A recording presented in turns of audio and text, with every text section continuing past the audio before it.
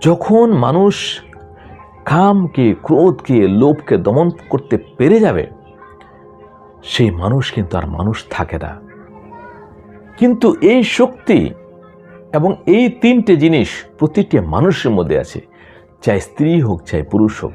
কিন্তু যে তাকে দমন করে নিয়েছে, যে তাকে বুঝে নিয়েছে, যে তাকে সংযত করে নিয়েছে, সে কিন্তু মানুষ থাকতেও সে একটা তীর্থ সমান, সে একটা দেবতার সমান।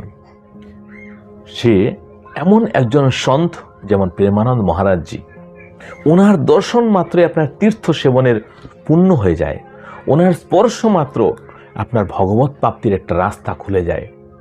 ওনার কথা শুনলে আপনার মন নির্মল হতে থাকে, মনের মধ্যে থেকে যে কলুষতা, এই সব কিছু বিনষ্ট হয়ে যায়। সন্তের মিলন ভাগ্যগুণেই হয়।